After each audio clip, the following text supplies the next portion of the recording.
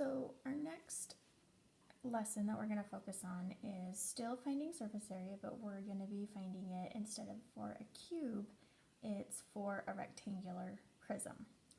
And the directions say, which I did email you guys this journal page, you'll have 3 different rectangles to find the area of if you were to lay the net out or the pattern out, and then you're going to multiply those measurements by 2 because you have 2 of each of those faces.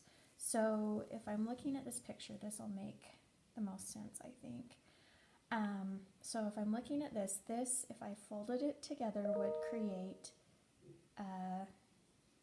a rectangular prism. These 2 rectangles are the same measurements, and that's why I've highlighted both of them green. And you can see they're approximately the same size. I know that this isn't perfect, and then these 2 rectangles are approximately the same size. So if I find the area of this rectangle, I know that I have 2 of them that are exactly the same. So I can multiply that by 2 once I find the area of just one of them. Same for this. If I find the area of this one, I know that this is the exact same thing as this. And then also for this and this, these are the exact same. And so I kind of tried to color coordinate them so you could see how they match. With a rectangular prism, sometimes all 4 of these rectangles will be the exact same size. And so you'll have these 4 exactly the same, and then you'll have these 2 on the end that might be different measurements. So in that case, you would just have to find the area of one rectangle and then multiply it by 4 because you have 4 of the exact same size. That's another type that we will look at in just a minute. So over here, I've kind of showed how I did the area of the green rectangle. I find that area by multiplying the base and the height together, which gives me 200 feet squared. Now remember, that's just for one of those. And when I'm finding surface area, I have to calculate both.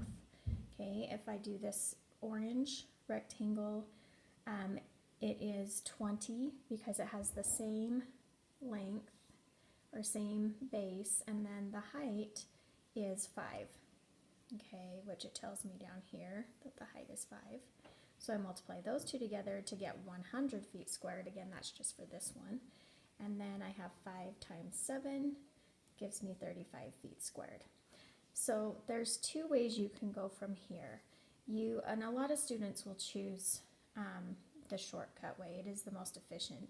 So you would just add all 3 of those measurements together, the 200 plus 100 plus 35. So that would give you 335 feet squared. And then take that whole entire amount and multiply it by 2 because you have 2 of each of them. The other way to do it is how I did it down here, and I kind of do it this way just so that I keep track of what I'm doing, because you are dealing with a lot of different numbers.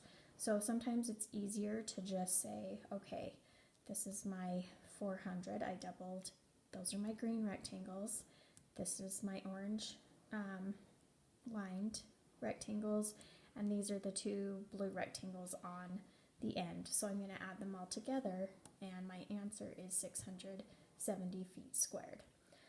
And again, just to keep in mind, the whole idea of surface area is that you are finding the area of this entire thing.